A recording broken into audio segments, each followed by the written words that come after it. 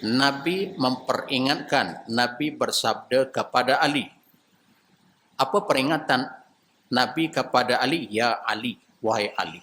Salasun la tuakhirha. Ada 3 perkara kamu jangan lambatkan, kamu jangan lengahkan, jangan melewatkan. Apa dia 3 perkara tersebut? Nah, yang pertama kata dia Nabi, as-salatu iza atat. Salat ketika mana telah sampai waktu ketikanya. Bila kita dah tahu dah, oh dah masuk dah waktu subuh, apatah lagi waktu subuh ni waktunya sangat singkat, mudayak.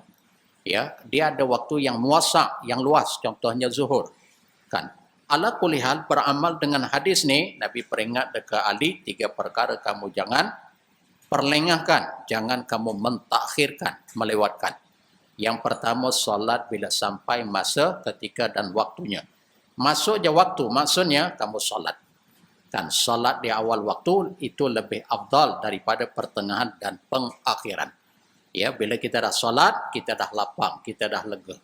Kan, kita dah rasa menunaikan kewajipan dan tanggungjawab.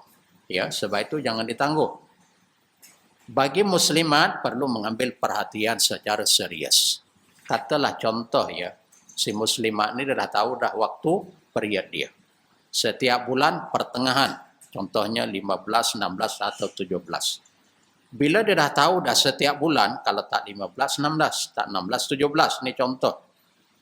Maka ketika itu, bila masa waktu, dia mesti solat di awal. Faham bu? Tak apalah yang sudah Aisyah. Aisyah itu maksudnya yang sudah keputusan period. Kan tak apalah umur dah 60-an, 70-an tu tak apalah. Tapi yang muda-muda tu dia kena ingat. Oh, pertengahan bulan. Setiap bulan saya pertengahan, saya akan period. Kalau tak 15, 16 atau 17. Maka ketika itu dia perlu mengambil perhatian secara serius. Masuk je waktu dia mesti solat. Boleh bang? Tiba-tiba andai katalah zuhur ni dia dah tahu dah. Semalam 15, hari ini 16, hari ini 17, hari ini ada kemungkinan saya mesti datang. Pasal turn, cycle dia begitu. Tiba-tiba yang 17 tu, yang hari 17 tu, masuk waktu zuhur, nantilah sekejap lagi ikut pukul 4 lah. Sekali wudu, langsung solat zuhur, lepas tu zikir-zikir baca Quran, solat asar.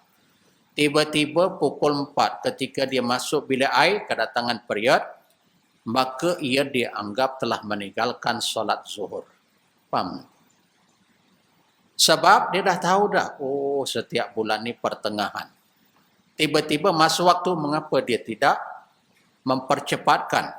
Kan? Maka dia dianggap ketika itu sudah meninggalkan solat dalam keadaan sengaja.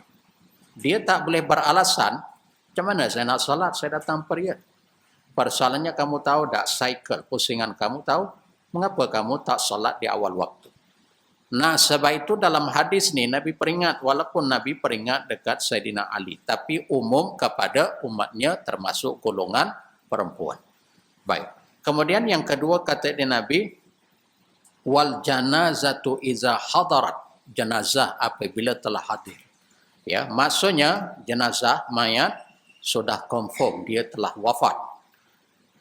Maka kita jangan lengahkan untuk memandi, mengkafan, mensolat, yang terakhir mengkebumikan.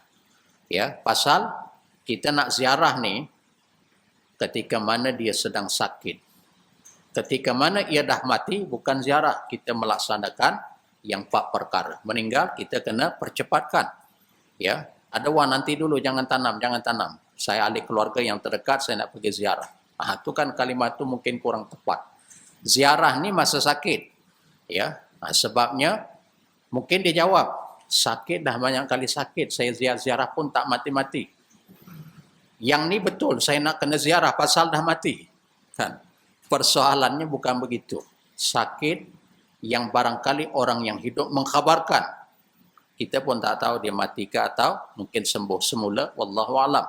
Tapi kalau tengok pada zahir itu macam dah sakit. Maka ketika itu sunat kita ziarahi. Ya, bukan mati. Mati ini kita nak menyelenggarakan jenazahnya secepat mungkin. Ya, sebab itu dalam hadis yang lain Nabi sebut asri'u bil janazah. Percepatkan, segerakan olehmu tentang jenazah. Yang mandi, kapan salat dan kebumikan.